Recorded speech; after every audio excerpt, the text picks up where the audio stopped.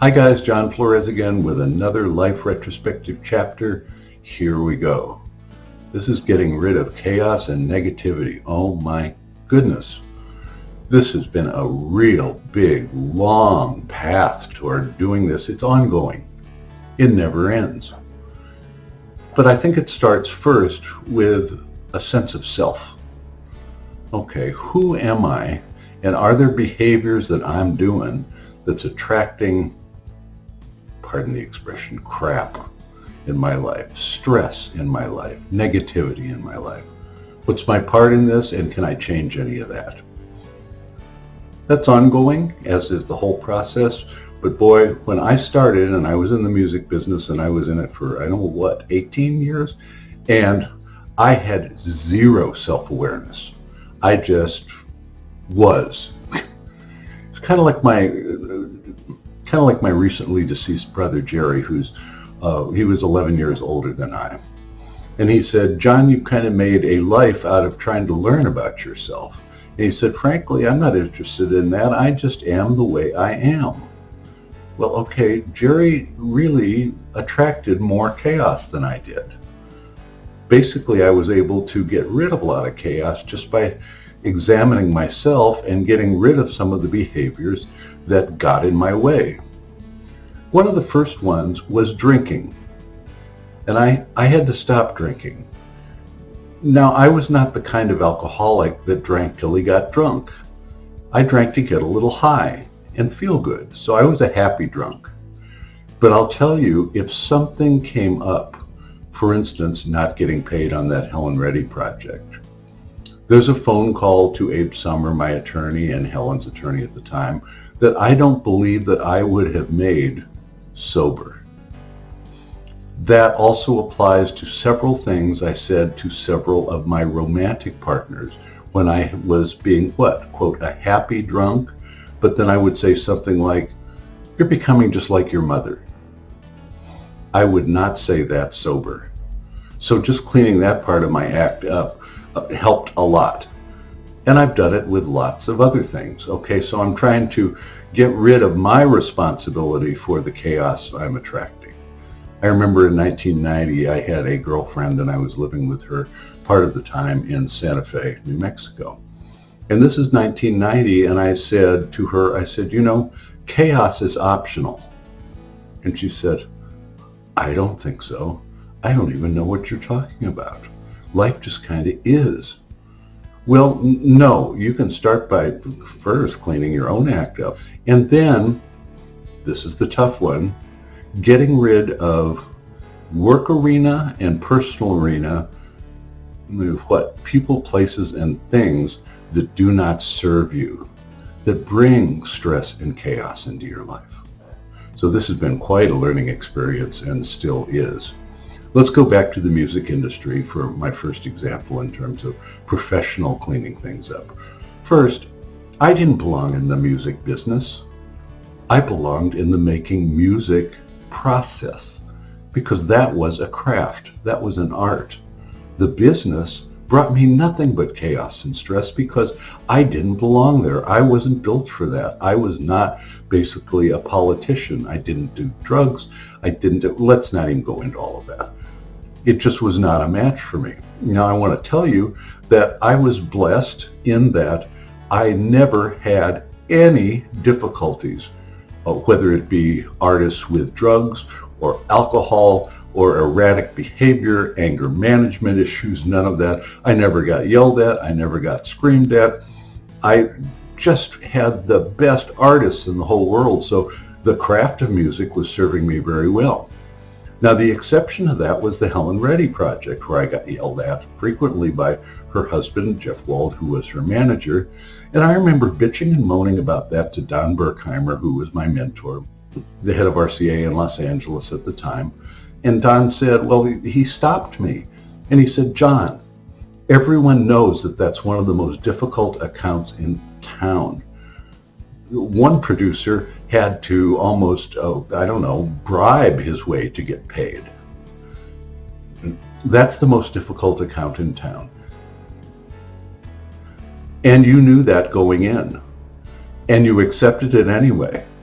So stop the bitching and moaning about it and either continue or leave. Well, as it happened, I was asked to leave, and that's a blessing because I didn't need that in my life. And that was the only time in all of those years, 18 years in the business, that I had anything remotely like that. My artists were fantastic. They were wonderful people. They came in straight. They came in on time. We did a job. We completed it and on to the next. Just absolutely fabulous. But the business of who's going to pick up your phone call or not and who's going to betray you or not, whoa, that was not a match for me. And here I was, unhappy that I had to leave the music business because I couldn't get work anymore.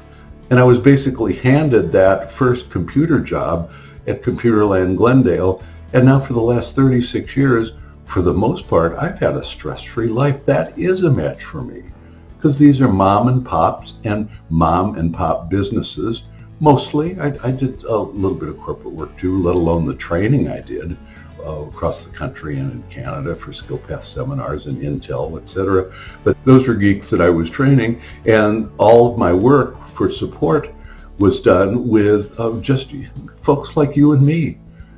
And there was one client at Computerland when I was just in my second year of doing this thing, one client who was brand new, and the boss at Computerland sent us out, two of us, and within 5 minutes, I said, you know, I don't think I'm the right person to work with you, and I think that I'll just send, for instance, Jim over and see how that works for you, okay? I knew that would be chaos. By this time, I was getting self-aware to not attract it and not let it in. Another fun thing that happened, same time at Computerland, is I came back and told my office mate, I said, boy, that lady's kind of a, bitch at the Arizona Cotton Growers Association. And my office mate said, John, I think it's you today because she's just a love.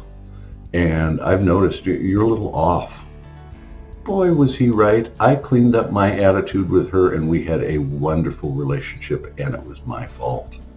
Okay, so I was attracting my own chaos and I was blaming her. Sorry. Okay, so that kind of wraps up the business aspect of getting rid of the negativity. At the personal end, that's really difficult. And here we go with a more recent example of exactly that. I went to a gathering at a Tempe bookstore, and the lecturer was my friend Laura Alden-Kam, who's a national healer, author, lecturer, just a phenomenal woman. And I went there to support her. I went there to sit in the first row, about 30 of us there, clap, and give her support. That's all I went there for. So about halfway through the presentation, Laura says, I'd like you to close your eyes for a minute, and all of you, get in touch with whatever negativity is currently in your life.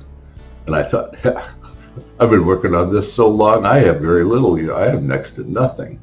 And I'm about 1 minute, 2 minutes into having my eyes closed, and I opened them abruptly and just was pissed. So I didn't say a word, and the lecture was over, the workshop was over, and Laura came up and said, something wrong, John? And I said, oh, Laura, I just realized that I would be far better served to part ways with my very, very, very highest paying computer client. I do everything for this person. I do 2 websites, I do audio and video editing, I create promotions, I do all this stuff. And if I lose him, I'm losing about, I don't know, $6,000 to $10,000 a year in supplemental money, which is really a good thing. But I realize that the stress isn't worth it. And I'm not real happy about that. So I came to support you, and what I ended up with in terms of, as we say, God's will, I ended up with my learning something and having to make that phone call, which was not comfortable.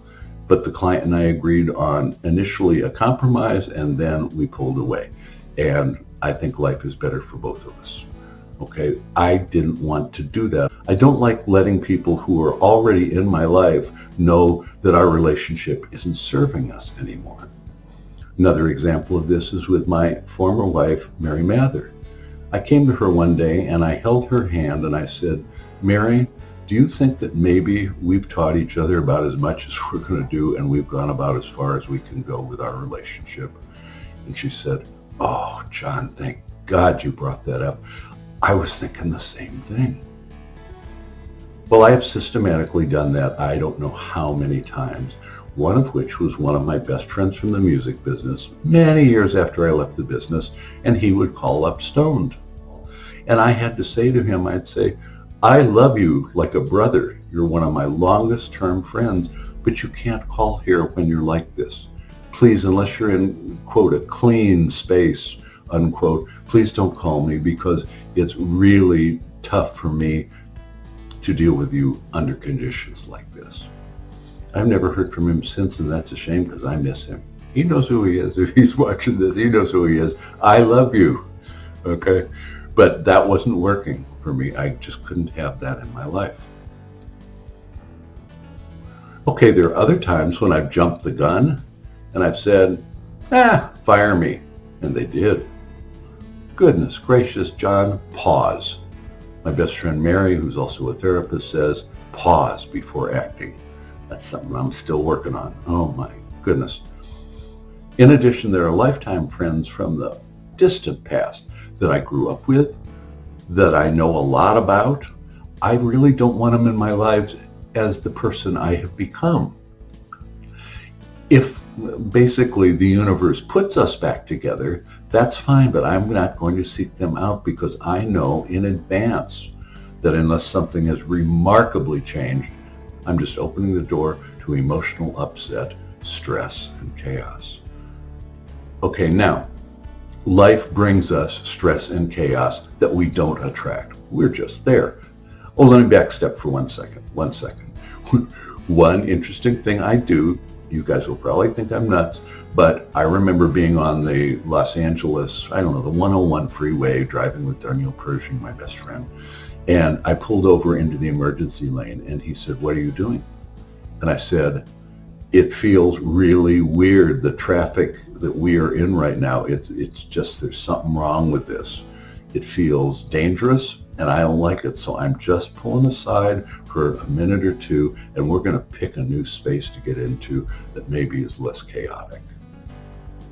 He looked at me as if I was crazy, but I've done a lot of that kind of stuff. I don't go out into the outside world if I'm having what is called an out-of-sync day, where everything I'm doing is either clumsy or not thought out well. I'm making errors, and I say, whoa, I'm dangerous. And since I'm not in the sense of a killer or somebody who is abusive or something like that, this is a time where if I'm taking this kind of behavior and mood that is totally unknown to me, I don't know where it came from, I woke up that way and everything's out of sync. And I try to put it back in sync, and when I can't, trust me, I don't go out into the world that day. And I heard a therapist say that 30 years ago, and I thought, is he nuts? No, he's correct. Okay, so as I was saying, there is chaos that just happens. And that chaos is unavoidable, meaning you didn't attract it, or at least you don't think you attracted it. You've done everything you can to clean up your own act and not put out such negative vibes or confused vibes or uncoordinated vibes or just dingbat vibes. You've done everything you can, and yet chaos is happening.